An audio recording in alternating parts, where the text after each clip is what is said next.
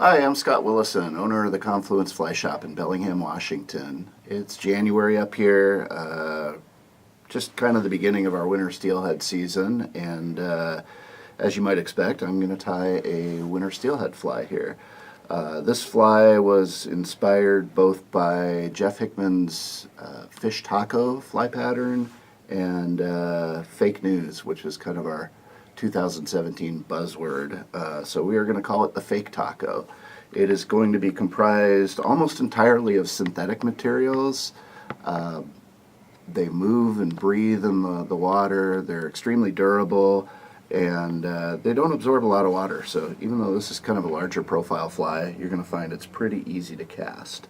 So I've got a 45 millimeter OPST steelhead shank here, or actually the Intruder shank, and I'm going to put a trailing hook there using some Senyo's blue Intruder wire.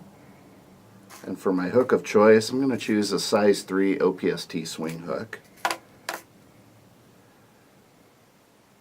Some people like to put these on at the very end. I much prefer to just get it out of the way at the beginning. That really helps me to gauge my length. So I've got that seated in there.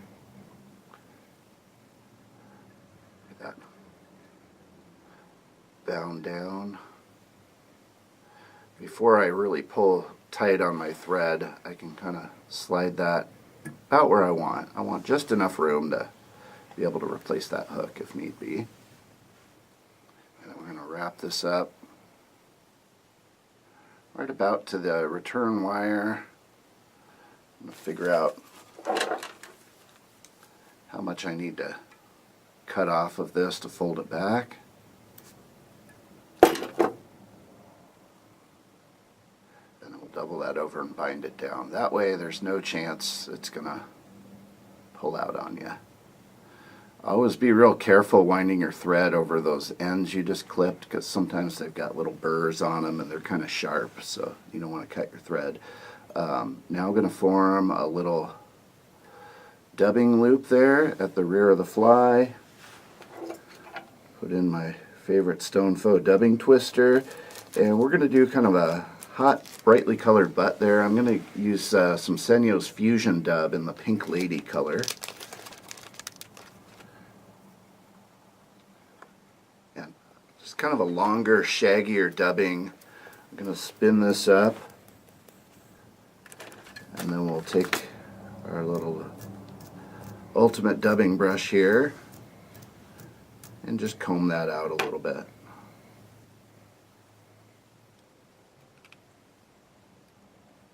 Make a nice prominent hot spot at the rear of the fly. And that should do it.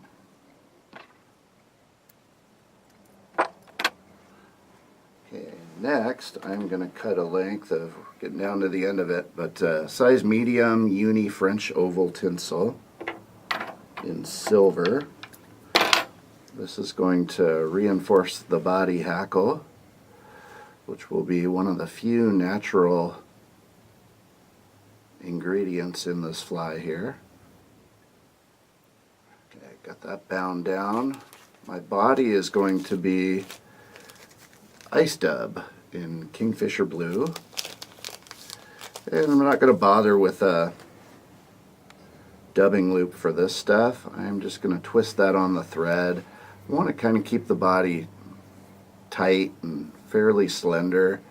This really helps to get that fly to sink. There's not going to be any weight on this pattern. It's a good one for fishing those soft water edges and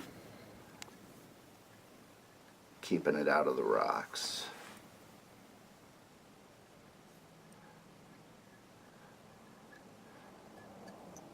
Yeah, that's right about where I want it.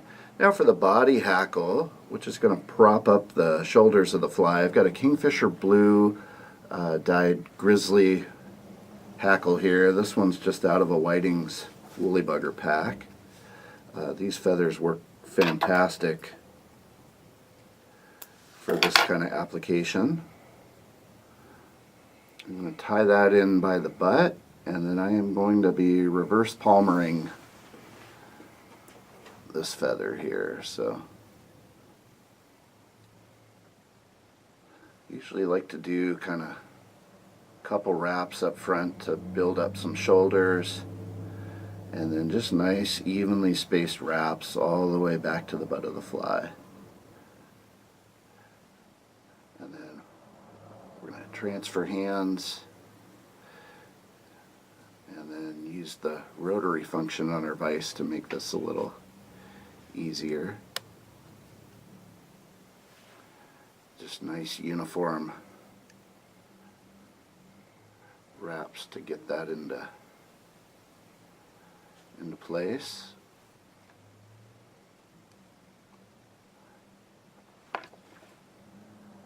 And then we can trim the tag ends.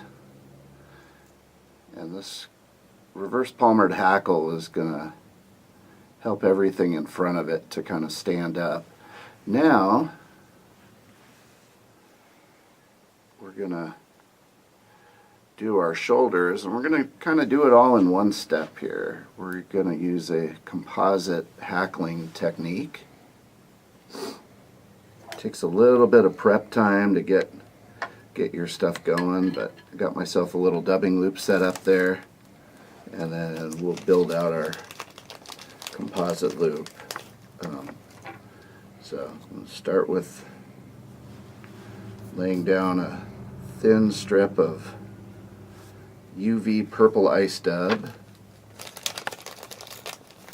and then we'll go ahead and grab a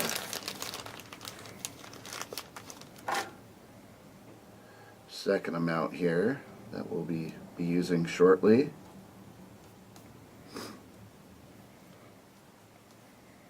And I'm going to add a variety of ingredients here. I'm going to start with some black Baitfish Emulator flash. I've got a little chunk here that I've already cut. And we're just going to cut the fibers off the core.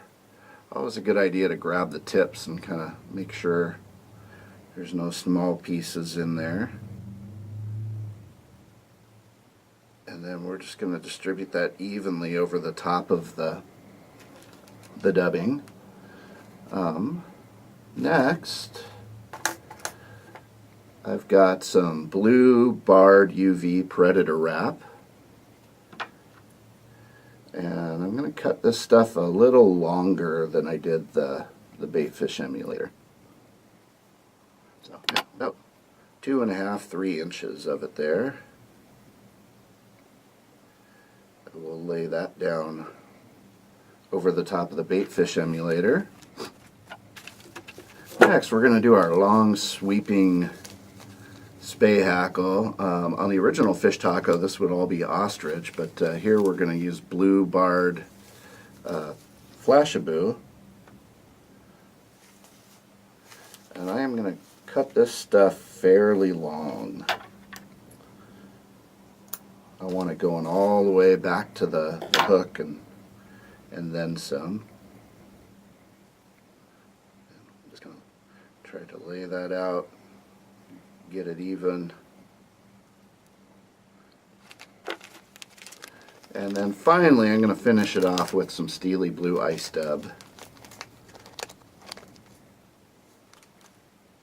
Get a little bit of extra flash in there. I always like to think of these composite loops as kind of a sandwich here. So here's the top layer of ice dub. Using all these coarse materials is really going to help to keep this glued together. Now the tricky part's getting it off the piece of paper I've laid out. So I'm going to carefully insert that whole mess in there, and then I'm going to play around with it, try to get it to spread out a little bit, and then we will go ahead and spin that all up.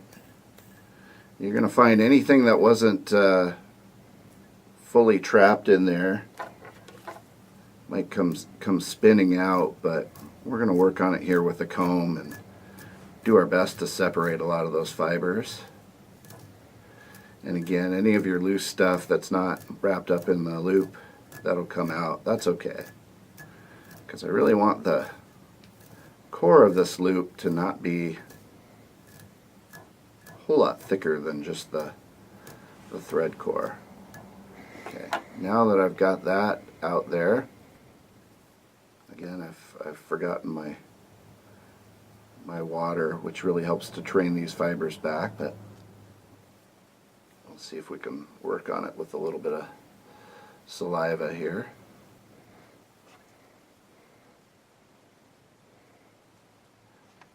Really important, you're going to want to train everything back with each wrap. And if you do happen to trap a few fibers, we can always comb those out in the end.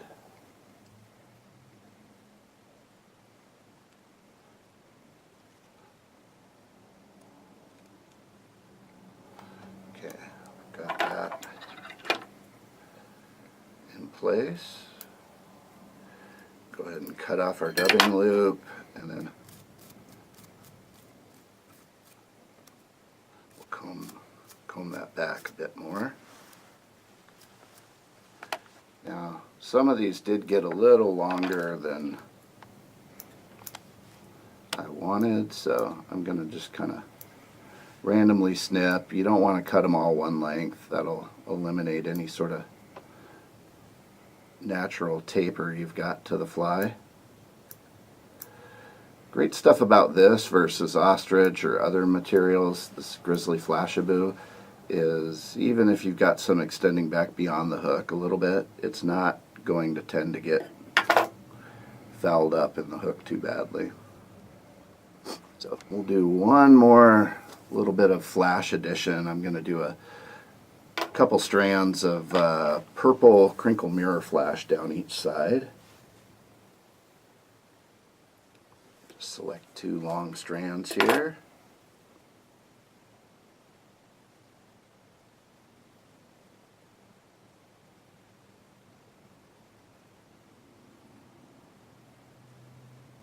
And I'm just tying one in roughly in the center on each side,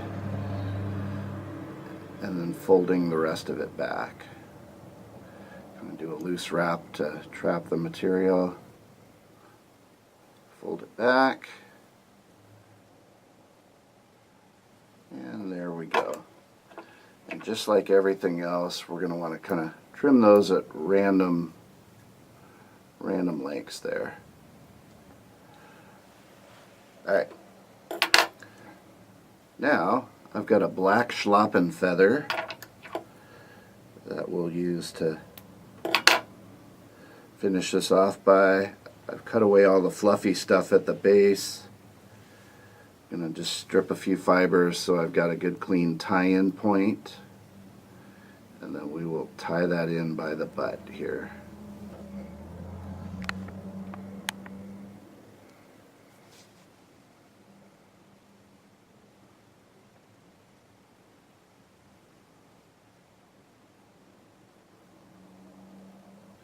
And you'll notice I'm just really working to kind of sweep these fibers rearward as I go. I'm going to get about 4 or 5 turns of this stuff here. There we go. See, if I had some water, I would just thoroughly saturate this thing, and that annoying little cowlick that keeps protruding over the eye would go away. There we go.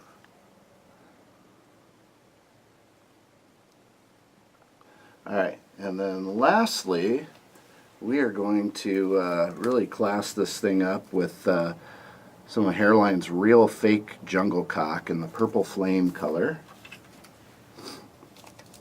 These things are double-sided, so you get a couple different colors to work with in each pack.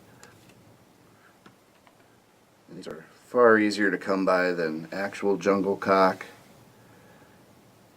And it's also quite a bit more durable. So I'm going to mount one of these on each side. One of the things to attempt to do when you pull them off of there, cut them off of there, is keep them about the same length. That way you can kind of gauge if they're even or not by the butt end here that you're going to cut off, if those are even. So.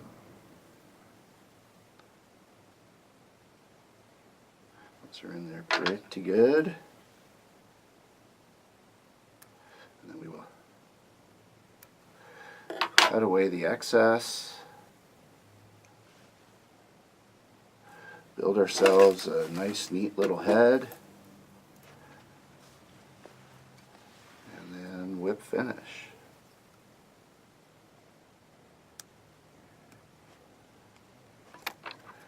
Now, one last thing I was going to show you here with the fake taco and other flies like it. These things often we stuff in little compartment boxes, and they easily get tangled together, get dropped into the river. They're kind of a messy affair, or they're flopping around in your box. I've got a new box here from Plan D that is designed perfectly for a fly like this. This is their standard articulated Max Plus. This thing will hold 40 flies. You're going to just loop the fly over one of the metal rings, stick the hook in there, and then you've got that fly very securely stored, and I can carry more flies than I will ever need in a box like this for a day on the water for winter steelhead. So check them out. We've got them at the shop, and thanks for watching. That's the fake taco.